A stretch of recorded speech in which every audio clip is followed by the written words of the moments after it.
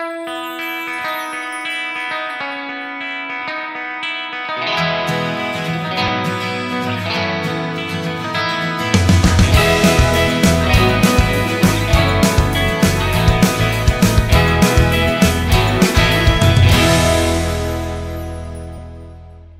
warga kerajaan, welcome back to Life Talk, a meaningful conversation about life.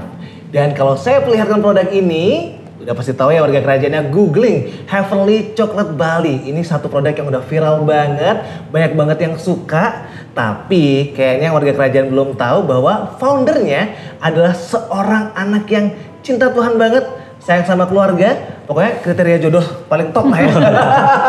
Dan kali ini saya nggak akan review produknya, saya akan ngobrol sama foundernya. Saya sudah bersama dengan Bro Rian dan juga sama Tante Maria. Ini mama tercinta bro ya. Iya, betul. Pertanyaan banyak orang yang saya wakilkan di hari ini. Tapi sebelumnya apa kabar dulu? Shalom. Luar biasa. Sehat ya semuanya, terlihat segar, bugar. Wah asik banget. Oke, kita lanjut ke pertanyaan banyak orang yang saya wakilkan. Kenapa namanya Heavenly Chocolate Bali? Bro Rian boleh jawab ya? Oke, singkatnya kerinduan saya itu begitu orang coba coklat kita, begitu dia masukin mulut, orang tuh begitu enak ya, sama dia, heavenly, sampai begitunya, itu kerasa ya. Tapi kalau sisi kerinduannya, visinya, kita pengen usaha, tapi ya jalurnya Tuhan, bener-bener. Usaha tuh bisa kok, surgawi nggak tipu-tipu, itu bisa. Lurus ya? Lurus, iya. Dan itu tuh kejadian di Heavenly ini. Kejadian di Heavenly Chocolate Bali ini ya. Jadi memang dari awal bisnis ini didirikan, foundernya pengennya lurus-lurus aja di jalannya Tuhan. And it's happen gitu kan ya. Oke. Seberapa besar perannya Tante Maria di bisnis ini? Dan sebagai mentornya Rian gitu kan, mama pasti businessman juga, dulunya businesswoman juga. Seberapa besar perannya Tante? Coba deh ngobrol. Saya bukan bisnis. Saya memang sejak masih muda ya suka di dapur, suka bikin kue, masak gitu. Ya dari situlah. Dari situlah timbul ya pengen bikin usaha yang ada kaitannya dengan pastry atau kue dan segala macam. Tapi pernah nggak sih meragukan Rian ini gitu kan ya, kan ini anak muda, sisi egoisnya banyak, bikin bisnis. Gimana, seorang ibu gimana nih tanggapannya nih? Ya waktu awal dia bilang, mah kita bikin sesuatu gitu, bikin usaha kuliner di Bali. Waktu itu saya masih di Bandung, dia masih juga kerja, mah yuk ke Bali aja daripada kata dia, saya di Bali, mama di Bandung, mendingan mama kesini deh. Bali aja gabung gitu ya. Gabung, yuk kita bikin sesuatu gitu. Terus saya bingung mau bikin apa ya gitu. Masa mau kue-kue yang dulu mama suka bikin, kayaknya udah banyak yang bikin gitu. Ya ayolah kita coba. Sebetulnya bukan coklat ya. Awalnya tadinya bukan coklat ya? Iya. Ada beberapa opsi. Best lah didoain, malah. Akhirnya ya kita pilih coklat gitu. Oke, didoain dan akhirnya sepakat juga ya. Mama ya ini kayak coklat deh, yang terbaik ya gitu kan. Iya, karena memang di Bali juga belum ada ya waktu itu. Ya, waktu itu belum ada. Belum ada yang sekelas belum ada yang seperti ini ya. Iya. Nah, sekarang saya mau tanya nih warga kerajaan sama Rian juga ya. Why coklat? Karena ini kan produk yang tersier, bukan sembako. Apalagi dengar-dengar bahwa bisnis ini meroketnya itu di masa-masa pandemi, di mana orang sebenarnya lebih butuh sembako ketimbang makan coklat gitu. Bener. Kenapa pilih coklat? Kenapa coklat? Sebetulnya saya ini orangnya nggak suka sosial media, jarang lah. Tapi entah kenapa untuk makanan tuh saya seneng. Oke. Saya taste-nya saya cukup pede tes saya. Tesnya bagus gitu ya? Iya, saya cukup pede. Nah begitu lihat-lihat kan saya kan senang kuliner. Begitu lihat ada coklat model begini. Dan memang jujur aja bukan saya pertamanya. Jadi memang sebetulnya ini populernya di tempat lain. Nah saya lihat, wah ini bagus banget mah. Yuk coba kita ulik yuk, kita bikin yang much better. Ya kita modifikasi lah, jadi benar-benar lebih bagus. Dan ternyata pas kita coba produknya, waktu itu bahannya masih bukan yang terbaik. Itu aja udah, wah ini udah enak banget gitu. Akhirnya kita coba cari bahan-bahan terbaik yang kita bisa dapat. Wah ini mantep banget sih. Dan akhirnya dari situ Dan saya juga sebetulnya bukan dari awal emang cinta coklat gitu, enggak. Tapi karena memang passionnya memang pengen usaha ya. Begitu nyobain, ini pasti kalau kita tahu cara mengkomunikasikan betapa enaknya, memasarkannya, iya, betapa enaknya, pasti orang-orang pengen nih, pasti orang-orang seneng gitu. Nah ya itu sih, makanya coklat ya itu. Sebetulnya karena itu gitu, karena sebetulnya ya pas lihat kita di media, oh ini model ini, kita cobain. Yes. Oke, ini pasti bikin warga kerajaan sebenarnya kaget banget karena kalau ngelihat packagingnya, kemudian ngerasain coklatnya, pasti ngerasa bahwa sebenarnya foundernya tuh expert di coklat gitu. Coklat expert ternyata enggak seperti itu ya. Iya. Mulainya enggak, cuma kalau sekarang ya harus belajar dong. Jangan sampai stuck di situ. Mulainya enggak, mulainya awalnya enggak ya. Tapi mama memang suka bikin coklat dulu. Tapi memang pakai bahan-bahan bukan pakai yang terbaik. Akhirnya kita coba, wah ternyata. Oke, ini kuncinya mengembangkan talenta nih ya, seperti sebenarnya warga kerajaannya. Oke, saya kembali ke mama dulu. Seberapa besar nih sebenarnya support dari mama sendiri untuk Rian ketika Rian menjejakkan kaki pertama gitu kan, yang melangkah pertama kali di bisnis ini. Ini kan maksudnya bukan bisnis yang kayak kalau jual sembako, jual bahan bangunan kayak udah pasti laku gitu kan ya. Tapi kalau yang ini gimana caranya ngedorong seorang Rian? Yang pertama ya doa ya. Kita benar-benar berdoa bareng bangun gitu. mesbah gitu ya. Iya, karena ya memang kayaknya modal utamanya itu deh. Kedekatan kita dengan Tuhan gitu. Komunikasi kita dengan Tuhan bahwa segala sesuatu tuh harus diawali dari situ gitu. Ya, dan ya dia mau memulai, siapa yang mau support gitu. Kalau bukan saya. Iya. Itu sih. Jadi fondasinya ya doa dan saling support lah. Doa dan saling support, akhirnya tante juga yakin bahwa bisa ya seperti ini ya. Oke, wow. Dan serunya lagi, saya dengar bahwa bisnis ini seperti yang saya bilang tadi ya, mulai dari online awalnya katanya ya, kemudian berani jadi seperti sekarang punya toko di kawasan premium dengan style yang premium. Justru dibangunnya di tahun 2020 di saat pandemi lagi gawat-gawatnya. Boleh cerita nggak story-nya ini Rian? Siap. Sebetulnya kita online dari Desember 2018. Udah gitu sering berjalannya waktu karena memang tempatnya nggak proper juga. Waktu itu kan kita ngontrak rumah kecil deket sawah di perumahan yang mewah jalan, banget ya. Mepet sawah. Iya. Orang kalau ada turis-turis high ace pakai high ace udah bingung duluan, ini jalannya mepet nih. Beneran akhirnya bisa nggak jadi di sini. Iya. Dan memang bukan toko. Iya, kita di rumah. Bener-bener UMKM bener-bener semikro-mikronya. Iya, karena kan kita berawal dari online kan, bukan toko. Iya. Nah, akhirnya dari situ kan kita mikir, kita lihat wah kita sebetulnya butuh toko. Kita doa. Waktu itu pas lihat lewat Jalan Dewi Sri, lihat di sini ada disewakan, kita berdoa bareng tim bareng. Kalau memang Tuhan mau, pasti jadi kita di sini. Tapi kalau enggak, ya pasti Tuhan siapin yang terbaik. Nah, singkat cerita di Maret 2020 sebelum pandemi masuk Indonesia, nah kita teken kontrak tuh, teken kontrak. Udah gitu dengan duit yang betulnya seadanya. Yang kita juga sebenarnya nggak punya sampai untuk bangunnya, tapi karena proyeksiin, kayaknya bisa. Modalnya mepet nih. Ya, modalnya mepet. Akhirnya kita bayar tuh. Kita waktu itu sewa 2 tahun karena pengen nyobain dulu. Pertama kali nih toko nih kan. Kita bayar 1 tahun. Udah gitu 2 minggu kemudian pandemi. Udah gitu penjualan siapa yang ke Bali kan, siapa yang beli juga. Ini diteken kontraknya, abis itu 2 minggu pandemi. Bisa berasa ya perasaannya. Iya. Tersampaikan betapa kecewanya gitu kan. Dengan duit yang semepet itu, ini nanti gimana bangunnya gitu loh. Khawatir banget waktu itu. Iya. Kita bener-bener bingung dan maksudnya kalau secara kasat mata kan kayak udah teken kontrak kan kayak oh ini udah jalan Tuhan nih. Ini udah tanah Kanaannya nih. Taunya PSBB. Kayak gini. Tapi ya balik lagi imannya. Kalau memang Tuhan bawa ke sini ini tanah Kanaannya, padang gurun kita harus jalanin. Kita harus lewatin dan pasti Tuhan yang provide. Dan bener-bener mindset kita adalah kita pengelola, Tuhan yang punya. Kalau sampai bisnis ini amit-amit tutup, so be it. Dan memang berarti sampai sinilah kita mengelola. Waktu itu pikirannya gitu juga gitu loh. Dan tapi kalau enggak pasti Tuhan kasih provide. Berserah sepenuhnya ya. Yes, pasti ada jalan. Dan Maret waktu itu masih ancur-ancuran lah kita di Bali. April juga masih. Tapi udah mulai ada yang beli nih.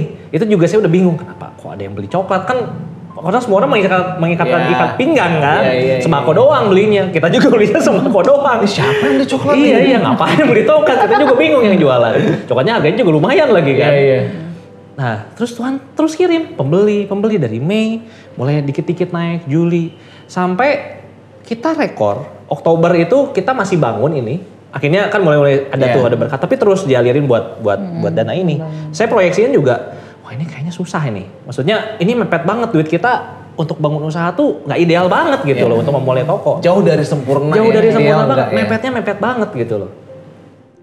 Mana ini pasti listriknya besar kan, apa segala macam operasionalnya. Nah tapi Tuhan kirim pembeli. Sampai Oktober rekor masih begini, maksudnya masih konstruksi. Orang ada yang datang. Dia minta ada nggak coklatnya malam-malam tuh di Dewi Sri waktu itu udah mulai dibuka kan Bali. Saya bilang aduh udah habis. Oke besok ada nggak katanya. Dia yang nodong gitu saya bilang. Oke Pak ada Pak. Sampai dia yang nodong gitu.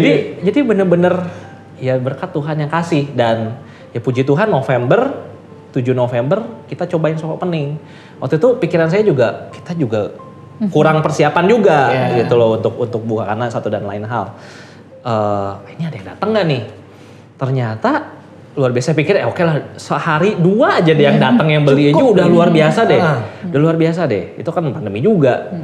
Ternyata malah pas buka toko nggak berapa lama malah lumayan ada mungkin ada 10-15 orang saya sampai happy banget itu.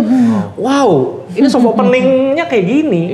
Bener-bener di luar pikiran. Di luar ekspektasi Di luar ekspektasi. Karena ya bener-bener berkat Tuhan yang kasih. Kita lakuin aja, terus kita kerjain ngantri itu pas Desember. Udah gitu itu kan November 2020. Desember kita nggak tahu kan emang Natal sih, tapi kan masih pandemi. Masih banyak keraguan. Iya, masih banyak keraguan. Kita juga bisa store juga kan, maksudnya ini kecil kan, ini cuma 30 meter persegian. Tapi kita pikir ya oke lah, mungkin lumayan sedikit lah. Ternyata itu sampai ngantri-ngantri keluar itu. Dan di situ viral nih. Di situ mulai orang mulai penasaran gitu ya. Kok bisa ngantri? Saya juga bingung kok bisa ngantri. Gitu. Ya kita ada promo tapi sampai sebegininya orang ngebet gitu. Enggak nyangka sampai sebegitunya orang ngebet. Iya. Dan memang itu berkat Tuhan. Itu berkat Tuhan. Iya. Dan tinggal kita gimana mengelola berkat yang Tuhan udah kasih. Iya. Apakah foya-foya? Bakal dikembang Tuhan kalau kita foya-foya. Tapi kalau Tuhan untuk ini, untuk bagi ke sana nih, untuk ke sini. Ya kita harus jadi pengelola yang baik karena yang punya Tuhan. Berarti sampai di tahap ini pun Rian sadar banget bahwa semuanya karena Tuhan gitu ya. Semuanya karena Tuhan. Saya ke Tante Maria. Kalau udah di tahap ini, kira-kira biasanya ngobrol apa sama Rian? Karena udah di tahap ini kan kayak, nah ini udah sukses loh nah gitu kan. Apa yang dulu kita khawatirkan ternyata nggak terjadi dan ini berjalan lancar banget. Di tahap ini Tante ngomong apa ke Rian biasanya nih? Terutama sih kewajiban kita sama Tuhan ya, perpuluhan itu. Terus apa yang bisa kita bantu apalagi waktu masih pandemi kan waktu itu, apa yang bisa kita kerjakan untuk kita nggak bisa nolong semua orang, tapi apa yang bisa kita lakukan gitu dengan berkat Tuhan ini gitu. Itu sih. Jadi mengambil bagian di situ yang ngingetin juga bahwa ya ini berbagi, kita diberkati untuk memberkati juga hal-hal yang seperti itu ya. Saya dengar-dengar nih, ini tapi dengar-dengar masih ya. Dulu kabarnya jauh sebelum saat ini, Tante pernah bikin kue kemudian kasih ke pendeta-pendeta lagi meeting. Is that true? Dulu waktu di Bandung kan memang dari dulu suka bikin kue. Terus saya kan terus belajar gitu kan, di Bandung ada tempat les kue gitu. Jadi kan senang praktek kan. Jadi praktek di depan rumah saya tuh gereja. Jadi saya tahu jadwal mereka meeting. Jadi saya bikin kue, saya kasih mereka. Bukan beli ya, bukan jual. Bener-bener gift kasih ya. Iya. Wow. Gitu, terus akhirnya gereja itu juga bikin kantin ya, saya jualan di situ gitu. Iya, kue-kue yang 3.000, 4.000. Mulai dari kue-kue yang seperti itu. Kalian pernah gak sih di tahap nitipin barang gitu? Iya itu. Bahkan waktu itu kan kita kan sempat tinggal di Kampial. Iya. Nah saya kan sekolah di SMP Nusa Dua.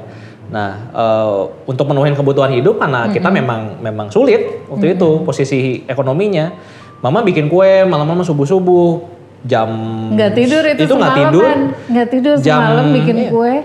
Jam 6 kan udah harus ada di toko atau itu yang meja-meja itu. Display lah, iya. Meja depan jalan itu. Jadi saya semalaman bikin kue subuh-subuh, packing, saya nyetir sendiri karena dia kan mau kuliah. Saya nyetir sendiri ke Jimbaran kemana. Kelilingan lah pokoknya ya. Iya. Terus abis itu baru saya tidur. Abis antar-antar belanja lagi bahan, pulang baru saya tidur. Gitu loh, berapa tahun itu. Iya. Ngelewatin proses yang kayak gitu. Iya. Jadi ini bukan Cinderella stories ya warga kerajaan ya. Jadi kalau mau punya yang kayak gini harus berani ngelakuin yang kayak tadi. Berani nggak? Berani nggak sih lewatin proses itu sendiri ya. Wah ini seru banget sih dan ini apa namanya insightful banget sebenarnya. Oke, sekarang aku ke Bro Rian lagi ya. Ini udah mendekati pertanyaan-pertanyaan akhir. Kira-kira nih kalau ada anak-anak muda yang lagi struggling kayak kamu gitu, kayak lagi midlife crisis gitu kan ya. Bingung mau ngapain, ada tips nggak sih untuk mereka yang lagi kayak di tengah-tengah persimpangan, kuliah udah beres, kerja nggak dapet, mau ngapain gitu? Boleh share deh. Oke. Kalau dari saya pribadi, kuncinya cuma satu, tanya Tuhan. Dekat sama Tuhan, tanya Tuhan. Sama seperti Daud, kenapa dia bisa menang dalam peperangan berkali-kali, dalam seluruh peperangannya dia. Saya yakin bukan hanya karena Daud pinter. Orang pinter pasti ada gagalnya lah, maksudnya ada celahnya. Ini perang lagi hidup dan mati. Kenapa dia bisa gitu? Karena tangan Tuhan menyertai. Itu aja kuncinya. Minta Tuhan, tolong ini aku harus ngapain Tuhan. Dan serahin hidup kita buat Tuhan. Tuhan ini aku pakai aku. Kalau untuk kami, kita sebagai pengusaha. Tuhan percayain, pengelola usahanya Tuhan. Tapi buat teman-teman nggak mesti semua orang harus usaha. Ada juga mungkin yang kerja di tempat lain, ada yang harus ngapain. Tanya Tuhan aja, bener-bener Tuhan mau apa? Pakai kita sebagaimana Tuhan mau. Hidup tuh maksudnya nggak mesti sukses yang uang, terkenal atau apa. Tapi bagi saya, bagi mama, sukses itu saat kehendak Tuhan kita jalanin. Itu sukses sejati. Karena kalau cuman uang, baik kita sering dengar lah banyak orang kaya bunuh diri, banyak orang kaya kosong hati. Bukan itu arti sukses yang sebenarnya ya. Bukan itu. Kalau Tuhan pakai ini berhasil ngantri-ngantri, tapi buat apa lagi gitu. Bahkan PR kita cuma baru setengah ini loh. Setengahnya lagi ya kita masih harus mikir ini buat kemana. Justru malah itu real work-nya kita. Dan ya buat teman-teman juga pasti ada. Pasti Tuhan ada. Tuh Tanya Tuhan. Kita, Karena ntar Tuhan kasih visi, Tuhan siapin semuanya. Yes. Itu kuncinya ya warga kerajaan ya. Pertanyaan terakhir ke Mama ya, nggak apa-apa ya. Pokoknya terima kasih Mama aja lah pokoknya ya. Seberapa besar nih Tante mau ngasih tahu orang tua di luar sana, kalau anaknya lagi bingung-bingung, orang tua harus ngapain? Supportnya seperti apa, Tante boleh kasih tahu ya buat orang tua di luar sana. Jadi kayak ini kan juga merupakan sebuah inspirasi hubungan ibu dan anak dan nggak semua orang bisa kayak gini. Tante boleh kasih tahu. Ya yang pasti kan hubungan baik dulu ya, hubungan baik ya. Punya kedekatan dengan Tuhan dengan anaknya juga. Kalau misalnya lagi jauh ya, ya dekati dulu anaknya gitu kan. Banyak hubungan. Sekarang orang tua sibuk, anak juga sibuk sendiri. Masing-masing gitu. lah gitu ya. Jalin hubungan dengan anak dan bicaralah, komunikasi. Dan ajak mereka berdoa dan minta hikmat sama Tuhan apa yang harus dilakukan. Sepakat bersama. Iya. Dan memang doa orang tua itu yang paling manjur memang. Powerful banget. Iya, powerful banget. Dan saya yakin ini nggak doa dalam 2-3 tahun ya. Iya, dari kecil juga udah diajarin berdoa ya Rian sama Mama ya. Luar biasa banget. Oke. Baik, warga kerajaan, ini adalah talk show yang benar-benar menggugah hati saya sendiri gitu kan. Pastinya semua yang nonton juga tergugah. Thank you banget buat waktunya sudah mau berbagi inspirasi. Thank you banget. Sukses terus buat Heavenly Coklat Bali ya. Dan warga kerajaan, kalau misalnya mau cari ini ke Bali gitu. Online juga bisa sebenarnya. Tapi kalau ke Bali jangan lupa ke sini ke Heavenly Coklat Bali. Kalau mau ngobrol-ngobrol sama foundernya juga bisa langsung ketemu, dapat inspirasi yang luar biasa dan pastinya semuanya karena Tuhan Yesus. Yes. Amin. Itu dia, luar biasa sekali. Oke, thank you banget sudah nonton dan kita akan ketemu lagi di Live Talk edisi selanjutnya. So, God bless you. Bye. God bless.